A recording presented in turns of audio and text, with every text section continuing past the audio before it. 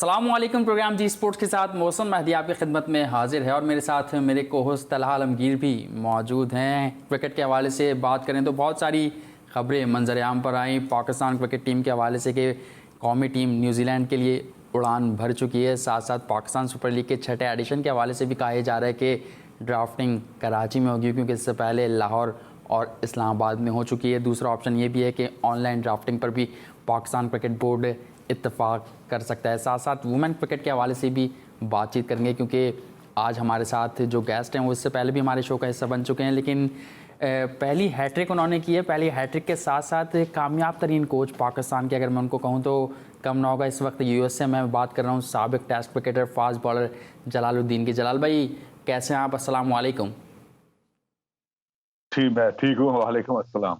जलाल भाई तलहा भी हमारे साथ मौजूद हैं। गुफ्तगू का आपसे आगाज़ करेंगे, लेकिन सबसे पहले चलते हैं जी स्पोर्ट्स हेडलाइंस की जानिब।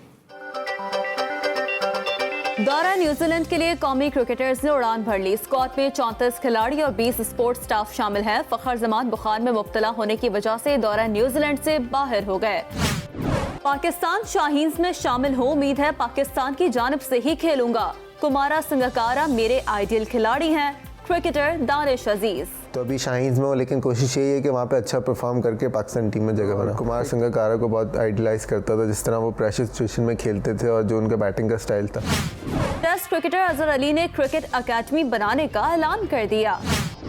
मानता हूँ कि बड़ी इनिंग्स खेल नहीं सकूंगा, सेलेक्टर्स बेहतर बता सकते हैं कि ड्रॉप क्यों किया गया। Test cricketer Asad Shafi. 4 रोजा क्रिकेट खिलाड़ी की फॉर्म वापस लाने में बेहतरीन साबित होती है।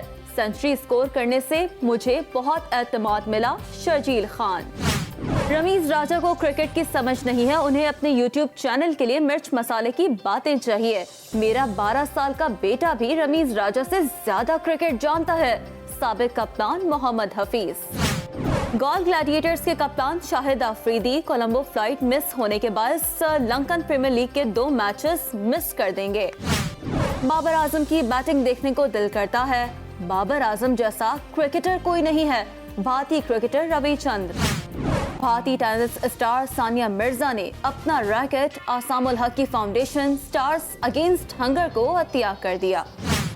सज्जाद कप T20 के दूसरा एडिशन के पहला मैच जियो न्यूज ने सज्जाद रेड को 3 रन से शिकस्त देकर सेमीफाइनल में जगह बना ली। और Pakistan football federation normalisation committee ने नेशनल चैलेंज कप फुटबॉल के शेड्यूल का ऐलान कर दिया। इवेंट में 28 टीमें शरीक होंगी, जबकि मुकाबले लाहौर में 30 नवंबर से शुरू होंगे। हाँ बिल्कुल जी, स्पोर्ट्स हेडलाइंस आपने मुलाहिजा फरमाई। और अब तो रविचंद्र अश्विन भी बाबर आजम के मौतरफ निकले, उनकी तारीफ़ कर रहे हैं कि उनसे अच्छा बैट्समैन उन्होंने अभी तक नहीं देखा, खासतौर पर मौजूदा दौर में। इस पर भी बातचीत करेंगे, क्योंकि जलालुद्दीन हमारे साथ मौजूद हैं। जलाल भाई, बाबर आजम तो हम बहुत कुछ करते रहते हैं, लेकिन आज भी उनके बारे में बात हम करेंगे। लेकिन सबसे पहले न्यूजीलैंड का दौरा है और Babar Azam is a test captain, और सबसे इंपॉर्टेंट उनके लिए है कि टेस्ट में ज़ाहिर पहली दफ़ा कप्तानी करेंगे, ऊपर से न्यूजीलैंड। तो पाकिस्तान के लिए ओवरऑल ये दौरा कितना इंपॉर्टेंट है? और as far as we are concerned, क्योंकि फखर जमान उनको बुखार है तो वो इस दौरे से आउट हो चुके हैं। थैंक यू तला एंड मोहसिन। जाहिर है कि न्यूजीलैंड का टूर, जिस तरह की उनकी आजकल टीम की परफॉर्मेंसेस हैं, वो एक बड़ी टीम बन के उभर के सामने आई है। और कंडीशंस जो वहाँ पे होती हैं, आपको पता है कि वो हमारी बैटिंग के लिए सूट नहीं करती हैं, और उसकी वजह से जो परफॉर्मेंसेस है पाकिस्तान की, वो मुश्किल हो जाती है वहाँ परफॉर्म करना। प्रीवियसली भी हमने ये देखा है, और अभी इंडियन की टीम भी वहाँ, इंडियंस भी वहाँ गए थे, तो उन्होंने उनको अच्छी तरह से हराया है मैचेस में। तो मैं समझता हूँ कि it's very difficult tour for Pakistan. और ख़ासतौर से जैसे आपने बाबर आजम की बात की, उन पर तो बहुत ज़्यादा बर्डन डाल दिया गया है। बैटिंग की फॉर्म तो उनकी बहुत अच्छी है। कैप्टनसी में अभी उन्हें जाहिर है दोनों फॉर्मेट्स में वो कैप्टनसी करेंगे जो वहाँ पे खेले जाएंगे। तो इस बड़ी मुश्किल और डिफिकल्ट होगा। तो दूसरे, ये कोविड-19 के इस एरा में क्रिकेट खेली जा रही है, वैसे ही उसमें बबल में रहना और ये सारी चीज़ें एक मुश्किल काम है क्रिकेटर्स के लिए। तो उसमें अपने आप को अडॉप्ट करना, एडजस्ट करना, तो ये हर किसी के बस की बात नहीं होती, जिसमें हम बहुत ज़्यादा वीक हैं एडॉप्टेशन में।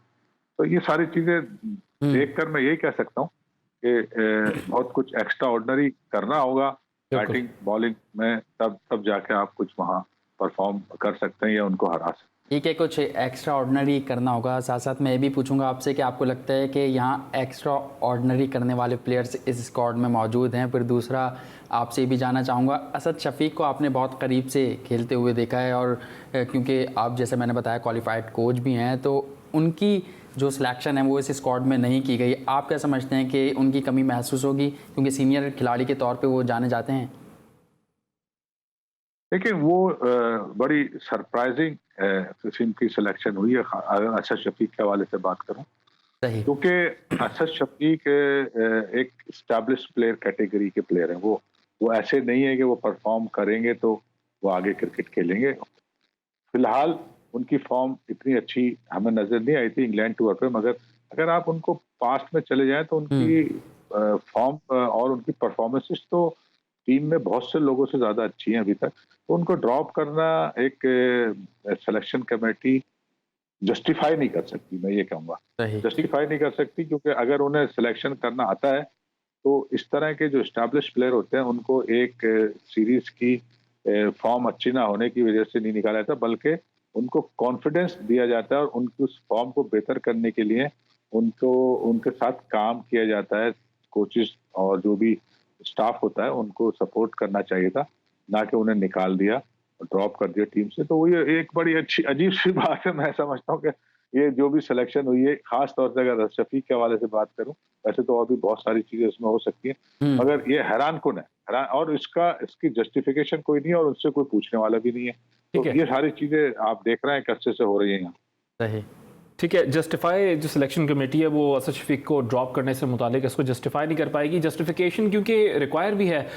जलाल भाई, मिडिल ऑर्डर बहुत डिस्टर्ब हो चुका है। जिस तरह आपने दौरे इंग्लैंड की बात की जहां पर असद शफीक ने 63 रन बनाए थे, 63 रन, ज़ाहिर उनकी फॉर्म वहाँ पर अच्छी नहीं थी। उससे पहले 15 मैचेस में भी सिर्फ 550 रन गालिब उन्होंने बनाए हुए हैं। तो ज़ाहिर फॉर्म तो उनकी वहाँ पर नहीं थी, लेकिन ऑफकोर्स के 2-3 सीरीज़ की बिना पर आप किसी को निकाल नहीं सकते और अब तो उन्होंने कायद-ए-आज़म ट्रॉफी में सेंचुरी भी दाग दी है। तो मिडिल ऑर्डर में एक जाने असद शफीक को ड्रॉप किया गया, तो अजहर अली से कैप्टनसी भी ले ली गई है। जिस तरह आप कह रहे हैं कि बाबर आजम पे एक्स्ट्रा प्रेशर होगा, of course as a batsman तो एक्स्ट्रॉर्डिनरी है, लेकिन टेस्ट है एज अ कैप्टन। तो मिडिल ऑर्डर में कितनी प्रॉब्लम्स हो सकती हैं पाकिस्तान को? देखिए, जो अभी असद शफीक की पहले एक बात और कर लूं कि ये कह के जो मैंने सुना है, मीडिया में सुना है, जो चीफ सेलेक्टर हैं वो ये कह रहे हैं कि उनकी टेक्निक सही नहीं। तो अगर ये बात वो कर रहे हैं तो इससे मजाक खेज बात तो हो नहीं सकती। एक प्लेयर जो 77 टेस्ट खेल चुका है, उसकी अगर टेक्निक की आज बात की जाएगी तो ये बच्चों वाले से भी बच्चा भी बिल्कुल जलाल भाई 10 साल बाद याद आया कि टेक्निक सही नहीं थी। हाँ, तो टेक्निक तो एक ऐसी चीज है जो परफॉर्मेंस में 10% भी रोल प्ले नहीं करती।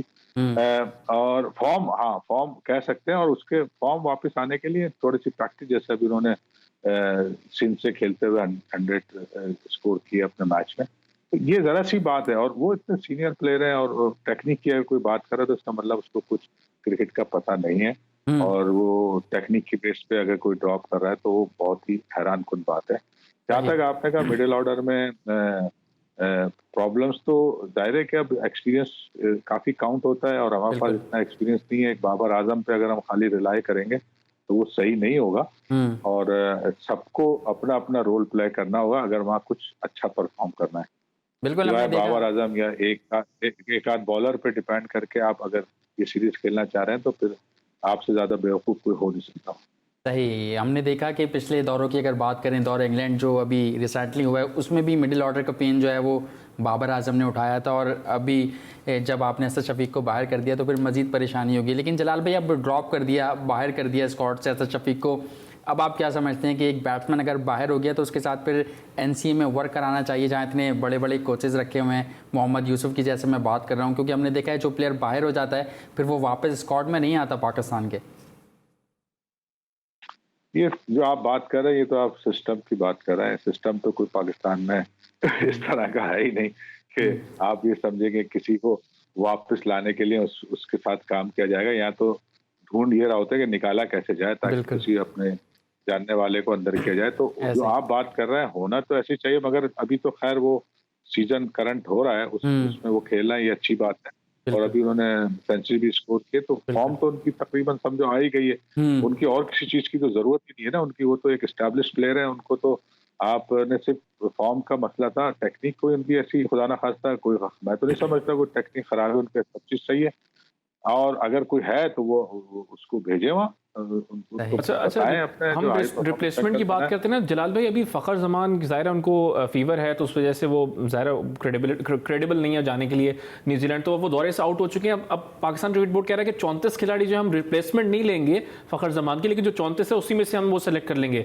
तो भाई आप रिप्लेसमेंट ले लेते, असद शफीक ने तो अब तो परफॉर्म करके दिखा दिया आपको ख्वाजा आज़म ट्रॉफी में, उनको नहीं लेके जाना था, आप शर्जील को ट्राई कर लेते हैं। T20 वर्ल्ड कप आ रहा है, आपके पास एक ओपनिंग में पोजीशन में एक जगह खाली हुई है, उसके साथ समी असलम वो भी नाराज हैं, वो अमेरिका जा रहे हैं, उनको आप कर लेते सिलेक्ट, उनको चांस दे देते, तो ऑप्शंस तो अवेलेबल थे जलाल भाई।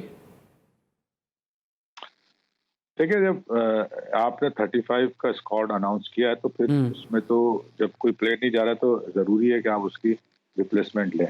वैसे ऑलरेडी देखें तो वहाँ 35 प्लेयर्स बहुत थे, मगर जब एक आपकी अप्रूवल 35 की हो गई है और आपको ये ऑप्शन मौजूद है कि आप एक प्लेयर जो कि नहीं जा रहा उसकी रिप्लेसमेंट ले सकते हैं, तो मैं समझता हूँ अपनी ओवरऑल टीम को स्ट्रेंथ देने के लिए आप को कोई ना कोई उसका ऑप्शन किसी न किसी प्लेयर को उसके अगेंस्ट में लेना चाहिए था।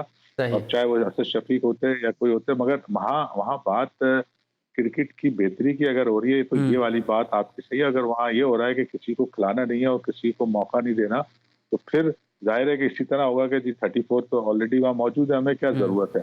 अगर हमने देखा कि पहले भी ये इंग्लैंड टूर पे भी लोग आते जाते रहे जी, तो वो सब कुछ हो सकता है, मगर वहाँ सारा खेल ये है कि क्या आपकी मेंटलिटी है, आप किस तरह टीम को आगे चलाना चाहते हैं और किस तरह से टीम को का एक असल चीज जो टीम में होती है, मैं आपको बता दूं कि वो समझ लें कि एक टीम कल्चर डेवलप करना होता है जिसमें हर एक की रिस्पॉन्सिबिलिटी भी होती है और उसकी अकाउंटेबिलिटी भी होती है और उसके साथ साथ एक दूसरे को सपोर्ट कर रहे होते हैं। तो विनिंग कॉम्बिनेशन तभी बनता है जब टीम कल्चर डेवलप होता है। हमारे तो कभी इस तरह की कोई सोच है ही नहीं, तो फिर आप देख लें कि फिर क्या होना है, यही होना है जो आप पहले होता रहा। कोई ऐसी अब तक जब से नई मैनेजमेंट आई है कोई ऐसी बड़ी परफॉर्मेंसेस अच्छी टीमों के अगेंस्ट हमें नजर नहीं आई। बिल्कुल, न्यूजीलैंड टूर पर तो हम बातचीत कर रहे हैं, असद शफीक तो नहीं है, लेकिन Danish Aziz he has joined the squad और अब वो रवाना हो चुके हैं न्यूजीलैंड और फर्स्ट टाइम पाकिस्तान टीम के साथ होंगे। फिलहाल तो उन्होंने बयान दिया कि शाहीन्स के साथ है, लेकिन कोशिश करेंगे कि परफॉर्म करें और नेशनल साइड का हिस्सा बन जाए। उन्होंने क्या मजीद बातचीत की, आप भी मुलाहिज़ा फरमाइए। जब भी प्रैक्टिस करता हूँ उसमें यही माइंड में लेके चलता हूँ कि जो सिचुएशन है और जो प्रेशर सिचुएशन है उसको हैंडल करके चलूँ और जो रिक्वायरमेंट है टीम की और प्रेशर सिचुएशन में कोशिश करूँ मैच को फिनिश करूँ। अभी रिसेंटली सिंध से जब भी खेल रहा था तो यही था कि एक दो मैचेस काफ़ी प्रेशर आ गया, ऊपर से 4-5 आउट हो गए, लेकिन फिर अनवर अली के साथ एक मैच अच्छा गया, फिर हसान के साथ एक मैच अच्छा गया, फिर सैफी भाई के साथ। तो पर्सनली भी काफ़ी कुछ सीखने को मिला कि इस तरह की मुश्किल सिचुएशन में टीम को निकाल के जितवाना। तो बस कोशिश यही है कि इसी तरह के मतलब मुश्किल सिचुएशन में अच्छा परफॉर्म करूँ। 5वां-6वां नंबर ऐसा होता है उसमें टीम की रिक्वायरमेंट यही होती है कि रन रेट कभी आप चेस कर रहे होते हो तो उसमें 9-10 रन का पर ओवर चाहिए होता है, फिर टारगेट सेट कर रहे हो तो उसमें भी होता है कि मैक्सिमम जाए। तो हमेशा से ये कोशिश की कि इस नंबर पर ज़ाहिर है हिटिंग की ज़रूरत होती है, तो आजकल इसी चीज़ पर ज़्यादा फोकस कर रहा हूँ कि पावर हिटिंग करूँ और अच्छे बड़े बड़े शॉट्स खेलूँ। आई थिंक सबसे बड़ी अपॉर्चुनिटी यही होती है, एक भी प्लेयर का यही ख्वाब होता है कि वो पाकिस्तान के स्क्वाड में या पाकिस्तान टीम में आना चाहे। तो अभी शाहीन्स में हो, लेकिन कोशिश यही है कि वहाँ पे अच्छा परफॉर्म करके पाकिस्तान टीम में जगह बनाऊँ। एक तो मैं लेफ्ट हैंडेड था और शुरू से बैटिंग का ज़्यादा शौक था, क्योंकि एक भाई फास्ट बॉलिंग कराता तो एक होता है कि मैं बैटिंग करूँ उस पर। तो शुरू से यही शौक था कि बैटिंग करूँ और कुमार संगकारा को बहुत आइडलाइज़ करता था, जिस तरह वो प्रेशर सिचुएशन में खेलते थे और जो उनका बैटिंग का स्टाइल था। जी हाँ, बिल्कुल दानिश अजीज़ की आपने बात सुनी, कुमार संगकारा का उन्होंने जिक्र किया और इस वक्त वो ये कह रहे थे कि पाकिस्तान शाहीन में, लेकिन उम्मीद यही कर रहे हैं कि हो सकता है पाकिस्तान के नेशनल टीम से भी वो खेल जाएं। वक्त तो एक ब्रेक के बाद जब आएंगे तो मज़ीद गुफ्तगू को आगे बढ़ाएंगे। कहीं मत जाइए, देखते रहिए जी स्पोर्ट्स।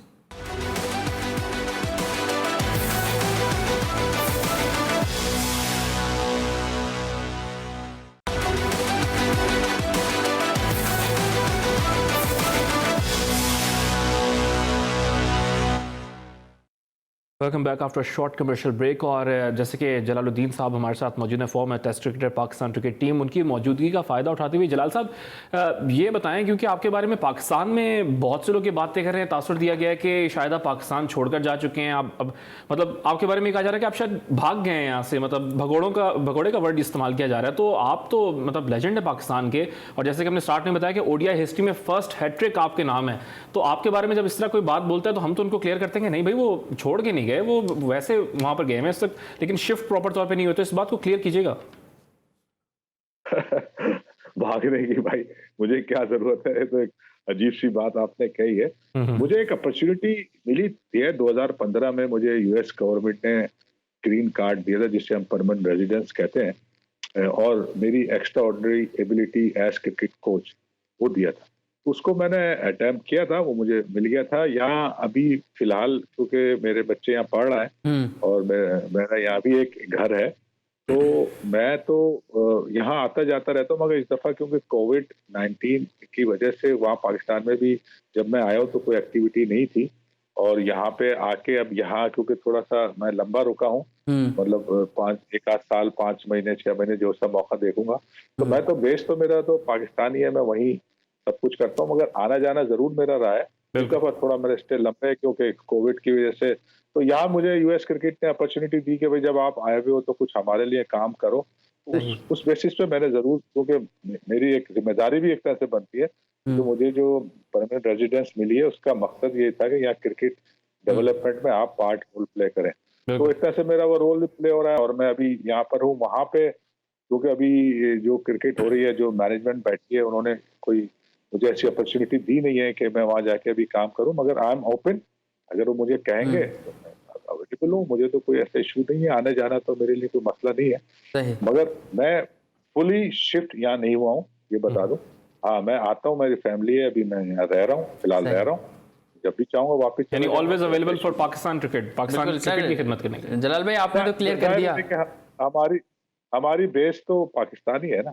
अगर हम पाकिस्तान में हमें कोई अपॉर्चुनिटी मिलती है तो पहले तो वही यूटिलाइज करेंगे ना। उसके बाद जाहिर है फिर अगर आप यहाँ आए हुए और उन्होंने मुझे कोई रोल दिया है तो जाहिर है क्रिकेट से रिलेटेड रोल है, तो वो तो मेरा पैशन भी है और प्रोफेशन भी है, तो वो तो मैं जरूर शौक से करूंगा। और यहाँ की जो नई स्ट्रक्चर बना है क्रिकेट का, उसको भी फॉलो कर रहा हूँ, चीजों के साथ अटैच हो रहा हूँ। मगर I am base in Pakistan. बिल्कुल, आपने तो क्लियर कर दिया जलाल भाई कि आप किस लिए वहाँ हैं, और लेकिन जहाँ आप हैं वहाँ पाकिस्तान के बहुत सारे क्रिकेटर्स आ रहे हैं। अब जैसे हमने समी असलम का एक नाम आ रहा है कि उनका वहाँ मुआहदा हुआ है, साथ साथ रमीज़ राजा जूनियर पहले से वहाँ मौजूद हैं, मोहम्मद आसिफ पाकिस्तान का एक बड़ा नाम, वो वहाँ पर मौजूद हैं। तो क्या कहेंगे, आपने अभी कल्चर की बात की कि सेट होने में इन लड़कों को, आप लगता है कि पाकिस्तानी प्लेयर्स वहाँ सेट हो पाएंगे? देखिए, डिपेंड करता है प्लेयर की यहाँ पे किस तरह से उनको बुलाया गया है। अगर ऑफिशियली कोई सी चीज में बुलाया गया, तो अभी यहाँ प्रोफेशनली क्रिकेट नहीं खेली जाती, समझ है ना। जो भी क्लब हैं वो ऐसे अमेचर ही खेलते हैं ज्यादातर क्रिकेट।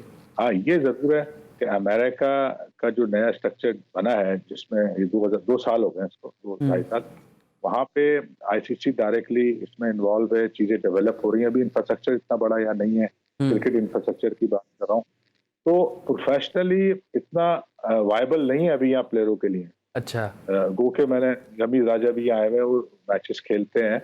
अभी समी अगर आ जाएंगे, वो माइनर लीग के लिए अगर आ रहे हैं, तो यहाँ पे उनकी प्लानिंग ये है, जो अच्छे प्लेयर हैं जिनके अभी जो क्रिकेट बाकी है और वो अभी पाकिस्तान में नहीं खेल रहे, उनको यहाँ लाया जाए। 2-2.5-3 साल, तकरीबन 3 साल के करीब पीरियड है जिसको वो गुजारेंगे, तो वो फिर यूएसए के लिए क्वालिफाई कर जाएंगे।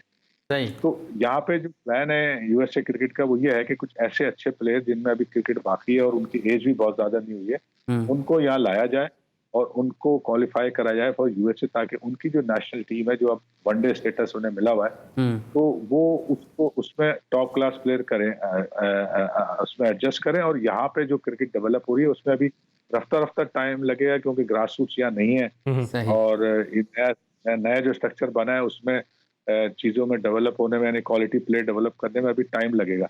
तो इसलिए एक एक पॉलिसी ये है कि बाहर से प्लेयर ला के इंडक्ट करते हैं, और जगह से भी आ रहे हैं प्लेयर। तो और दूसरे यहाँ पे अपना डेवलपमेंट भी हो रहा है, जिसमें जोनल या 6 जोन है, जैसे हमारे यहाँ पाकिस्तान में अब 6 टीमें बनी है ना, यहाँ पे भी 6 जोन कहलाते हैं, और उनकी अपनी अपनी डेवलपमेंट का काम है, उनकी अपनी टीमें डेवलप हो रही है। और फिर इसी तरह वो नीचे बिल्कुल, ये तो आप दुरुस्त फरमा रहे हैं कि ना सिर्फ पाकिस्तान बल्कि पूरे एशिया से ही वहां पर प्लेयर्स आ रहे हैं। इनकी वहां जाके सेटल होने से मुतालिक तो हम बात करें, लेकिन वहां जाने की वजह क्या है, इस पर भी बात करेंगे। एक कॉलर हमारे साथ मौजूद है जी। अस्सलाम वालेकुम, कौन सा आप बात करें, कहाँ से? वालेकुम अस्सलाम, रियाज खान बोल रहा हूँ, मॉडल कॉलोनी कराची से। जी रियाज साहब, क्या सवाल करना चाहेंगे? जलालुद्दीन साहब हमारे साथ मौजूद हैं आज।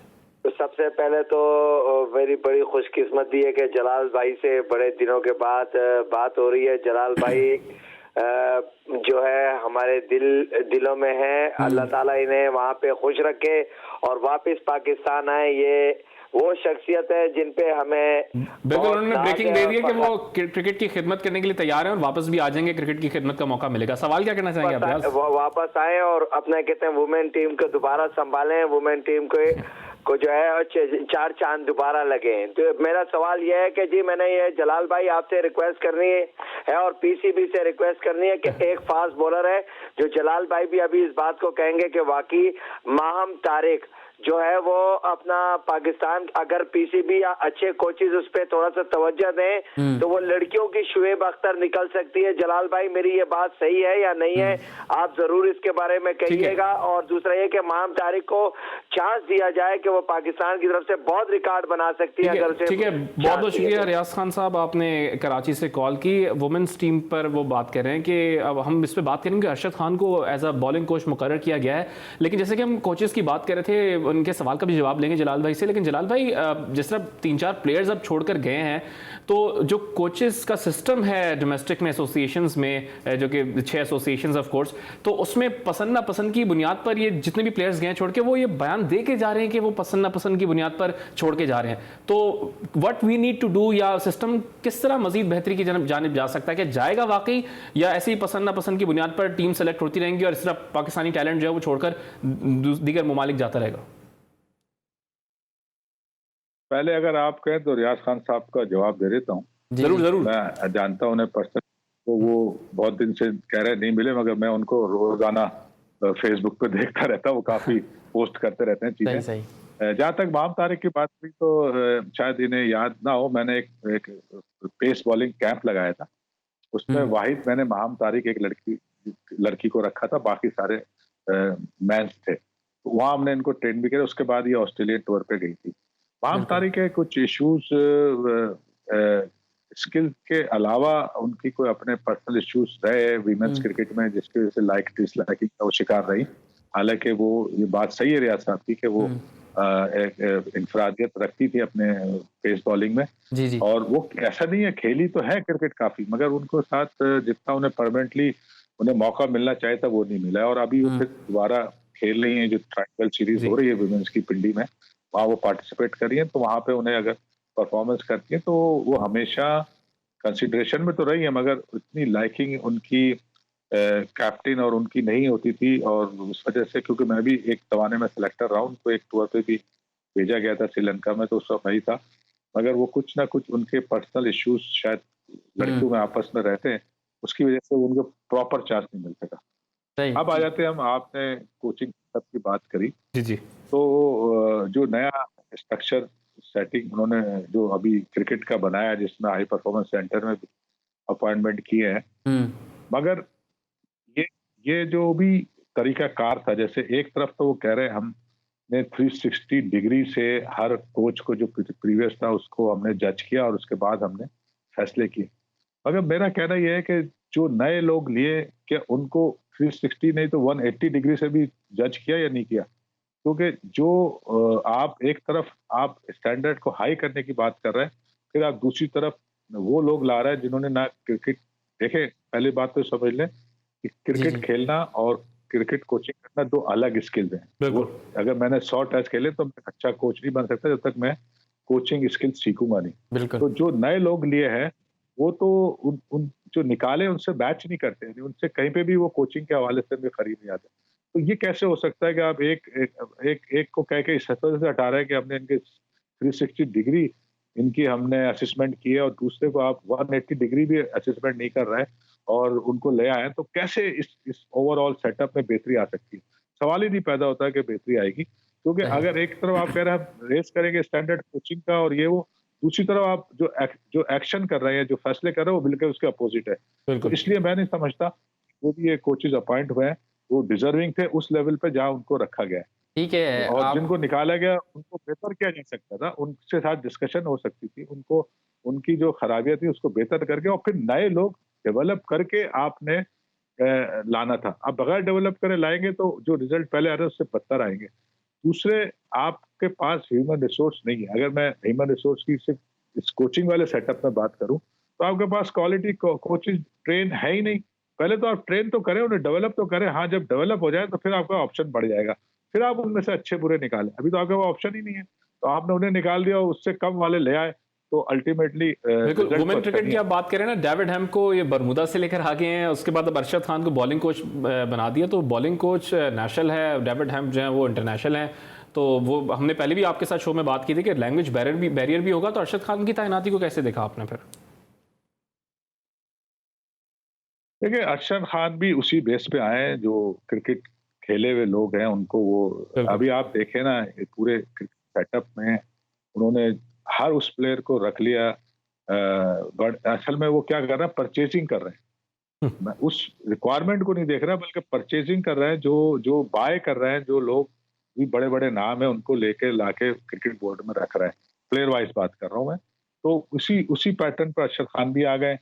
तो मैं कहने मकसद ये है कि आप खाली बड़े असल में ये फिलॉसफी नदीम खान की रही है। वो जब यूबीएल में भी गए थे तो सारे अच्छे प्लेयर अपनी टीम में रख लिए थे, मगर अल्टीमेटली क्या हुआ, रिजल्ट कोई इतना अच्छा नहीं आया और एट दी एंड वो बंद ही हो गई, टीम ही बंद हो गई, क्योंकि उसके एक्सपेंस इतने ज्यादा हो गए। तो ये वाली पॉलिसी जो है कि सब जितने बड़े नाम है उनको अपने पास ले आओ, ये टेक्निकली सक्सेसफुल स्टोरी नहीं बन सकती। ठीक है, जितना भी अच्छा नहीं, आप ये कह रहे हैं कि जितना भी अच्छा क्रिकेटर हो जाए, सिलेक्शन जी हाँ बोले, जितना भी अच्छा क्रिकेटर हो जाए, वो जब तक क्वालिफाइड कोच नहीं होगा वो अच्छा कोच नहीं बन सकता। That's what you want to say, right? बिल्कुल बिल्कुल, ये तो एक पूरी दुनिया में मानी हुई बात है ना भाई। अगर आप ऑस्ट्रेलिया को मान रहे हैं ना, ऑस्ट्रेलिया की नकल कर रहे हैं, तो वहां देख ले वहां किस तरह वो अपने बड़े प्लेयरों को डेवलप करके लाते हैं। तो ये यहाँ पे सिर्फ नकल उस हद तक ही की जा रही है, 5 टीमों की, 6 टीमों की, या बाकी सेटअप की भी नकल की जा रही है। तो ये नहीं हो रहा, इसलिए कोई रिजल्ट नहीं आएगा। अरशद खान को उन्होंने रखा है बॉलिंग कोच। पहले भी हमारे पास फॉरेनर रहे, मगर David ham is a qualified trend coach और उसका एक्सपीरियंस विमेंस के साथ है। मगर बात यह है कि जो हमारी कल्चर है क्रिकेट का, अगर वो उसको नहीं समझेगा तो वो यहाँ सक्सेसफुल नहीं हो सकता। और यहाँ पे जो कुकिंग है जिस तरह है, तो मैं समझता हूँ कि उसको एक नई फिलॉसफी डेवलप करनी होगी पाकिस्तान के लिए। तो उस पर वो चलेगा तो मैं कहता हूँ सक्सेसफुल हो सकता है। पाकिस्तान क्रिकेट की फिलॉसफी को डेविड हैम को समझना होगा। क्वालिफाइड कोच तो वो हैं, और बिग बैश में, वुमेन बिग बैश लीग में उनका एक्सपीरियंस भी है। साथ साथ अरशद खान जो कि बॉलिंग कोच, उनको मुकर्रर कर दिया गया। तो जलाल भाई, आप कंटिन्यू करना चाहेंगे अपनी बात? उनके आप जिक्र कर रहे थे कि कितने इंपॉर्टेंट होंगे इस वक्त डेविड हैम पे। जाहिर है वो क्वालिफाइड कोच होंगे, लेकिन अरशद खान से मुतालिक भी आप कह रहे थे। देखिए, डेविड हैम की क्रिकेट कोचिंग एबिलिटी को तो मैं बिल्कुल चैलेंज नहीं कर रहा। वो इज क्वालिफाइड एंड एक्सपीरियंस्ड, और स्पेशली फॉर वुमेन्स के साथ। मैं जो बात कर रहा हूँ ये कर रहा हूँ कि हमारे कल्चर में उनको अपने फिलॉसफी को चेंज करना होगा।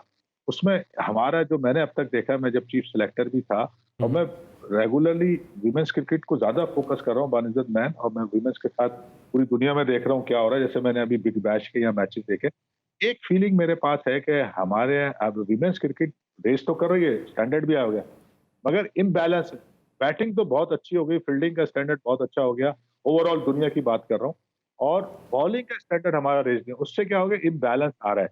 तो एक तो वुमेन्स क्रिकेट में जो बॉलिंग की जो स्किल है उसकी इम्प्रूवमेंट की जरूरत है, खासतौर से स्पिनर्स की। और ये एडवांटेज मैंने देखा है कि पाकिस्तान को है। हमारे पास बहुत अच्छी स्पिनर्स हैं और उनको नेक्स्ट लेवल पे भी ले जाया जा सकता है, और वही हमारी स्ट्रेंथ बनके अच्छी टीमों से जिता सकती है। हम दूसरे ट्रेंड पर जा रहे हैं, हम पावर हिटिंग को फोकस कर रहे हैं। हमारा स्ट्रेंथ, हमारी पावर हिटिंग नहीं हो सकती माँ सिवाय 1-2 लड़कियों के।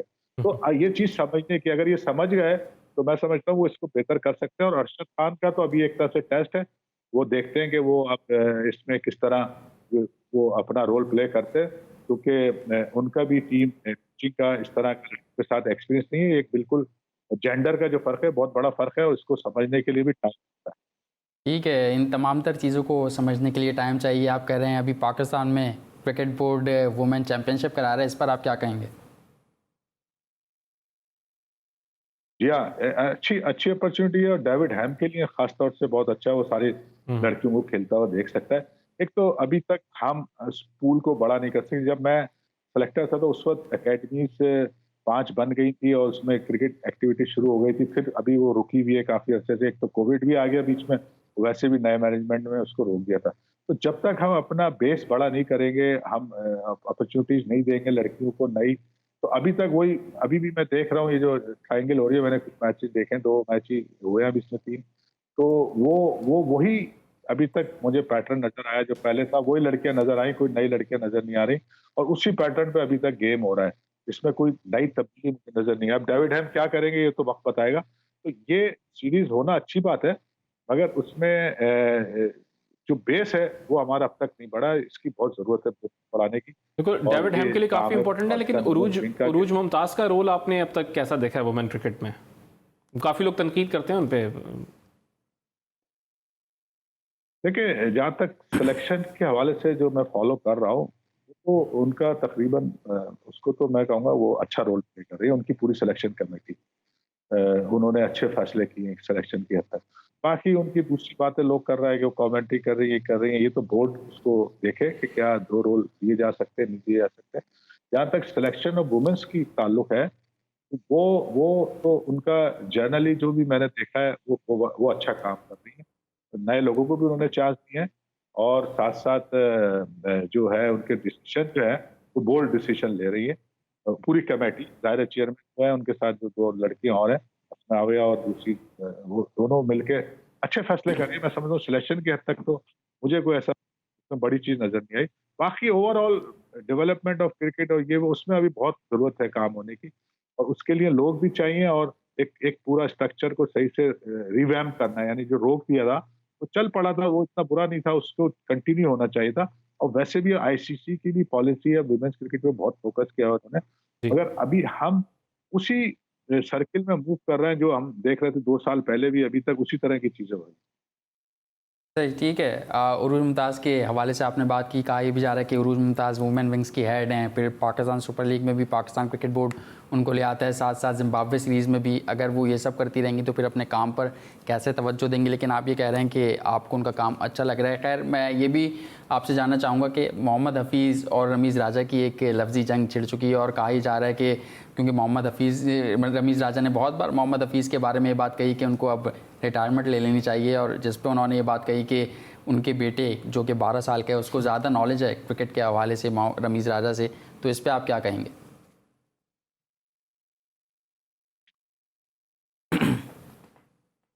आप बात कर रहे हैं कि हम हमेशा से यही कुछ सुनते आए कि भाई रिटायरमेंट जो है ना, वो प्लेयर ने डिसाइड करना है, ठीक है, कि वो कब लेगा रिटायर। अच्छा, पहली बात तो ये होती है अगर वो परफॉर्म कर रहा है और फिट है तो फिर तो कोई बात नहीं। अगर दूसरी बात, क्रिकेट बोर्ड ये समझता है कि अब इनकी जगह हमें रिप्लेसमेंट मिल गई, और तो उसका तरीका यही होता है कि आप उनके साथ बैठ के कोई एक फार्मूला बनाएं। क्योंकि देखें, इतने सीनियर जब प्लेयर हो जाते हैं, उनकी एक रिस्पेक्ट भी होती है उनको। हमारे यहाँ 90% ये हुआ है, जो भी सीनियर प्लेयर है वो निकाला गया है, जो कि अच्छी बात नहीं है। अगर बोर्ड बैठ के बात करे, सिलेक्शन कमेटी बैठ के बात करे, और उनसे एक टाइम, ठीक है जलाल भाई, एक ब्रेक का कहा जा रहा है मुझे, एक ब्रेक की जान जाएंगे, ब्रेक से वापस आएंगे तो इस डिस्कशन को हम कंटिन्यू करेंगे, क्योंकि ज़ाहिर मोहम्मद हफीज़ और रमीज़ राजा आमने सामने है, तो एक बहुत बड़ी बात है। Will back after short commercial break.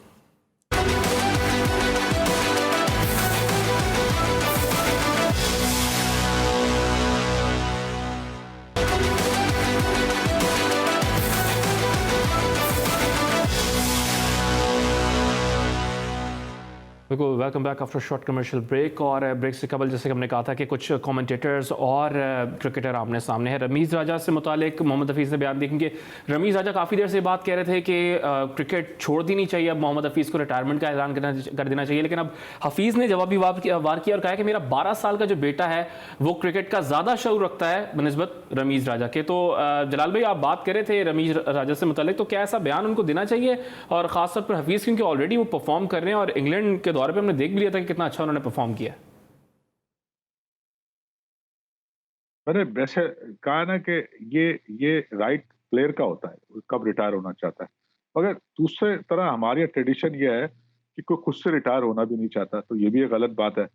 अब हमें चाहिए, जो इतनी बातें हो रही है, नया स्ट्रक्चर पाकिस्तान क्रिकेट बोर्ड में लोग आ गए हैं और बड़ा उसको प्रोफेशनली हैंडल किया जा रहा है, सिस्टम डेवलप किया जा रहा है, ये सारी बातें हम सुन रहे हैं। एक बड़े अरसे से 2 साल से ग्रास रूट क्रिकेट बंद है, तो उसका बेस्ट ये होता है, दुनिया में जितने भी टॉप होते हैं वो अगर एक प्लेयर जैसे लाइक सीनियर प्लेयर हफीज है, उनके साथ बैठ के बात की जाती है, चाहे वो सिलेक्शन कमेटी करे, चाहे वो उनकी मैनेजमेंट करे बोर्ड की, और उनको एक प्रोग्राम दिया जाता है कि भाई बोर्ड ये सोच रहा है और आप बताएं, और इसको कहीं इन बिटवीन लाके सेटल किया जाता है और टैक्टफुली उसको हैंडल करके एक अच्छे वे में किसी को आप रिटायर करते हैं।